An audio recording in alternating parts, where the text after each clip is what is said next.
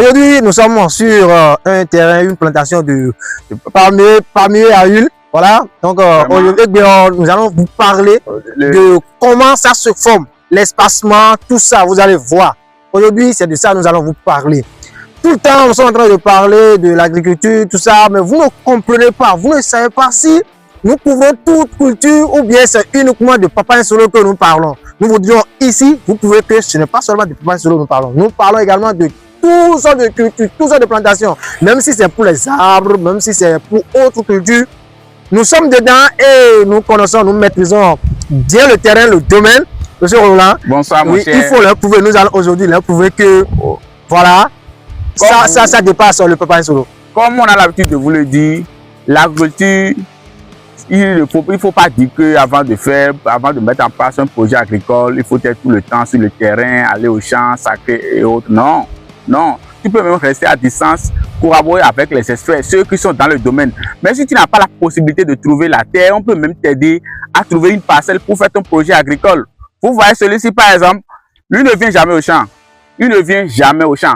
Il est juste là-bas, on le parle et quand il va venir, ça soit dans 3 mois ou bien dans 5 mois comme ça. Et il est là, il vient, il voit comment ça se passe, on le fait, les photos, tout ça. Et il y a tout de traçabilité. Nous nous sommes renseignés sur le terrain et on a vu que ceci, on doit donner l'exemple. Vous devez voir. Maintenant, monsieur Richard, mais tu vois, ce que moi j'ai constaté dans l'agriculture, c'est-à-dire quand tu n'as pas le temps de faire suivi régulier, ce qui est bon pour toi c'est palmier. Voilà. Parce que palmier, une fois que tu fais la plantation, tu attends 2 à 3 ans comme ça, et c'est là que la récolte commence. C'est comme et ça. Et c'est chaque 6 mois, tu fais 2 récoltes par an. Comme tu vois. Ça a déjà marché. Ça donne déjà. Voilà. Voilà. Le point terminé en fait. Et c'est à peine ici, voilà. C'est à peine.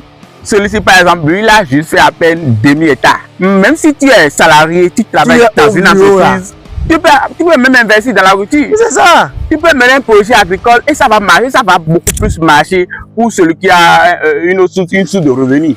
Et il va utiliser l'agriculture comme source de revenus secondaire. Secondaire, voilà. Donc voilà un peu les amis.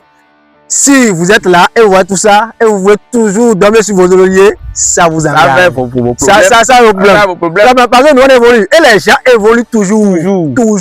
On va continuer à évoluer. On va montrer un peu l'espacement. Oui. Vous voyez ici, vous voyez, ici, on a plus de 10 régimes. Hein, plus de 10 régimes. Vous voyez, on peut même compter. Il y a 1, 2, 3, 4, 5, 6, 7, 8, 9, 10, 7. Et imaginez la régime à 1000 francs.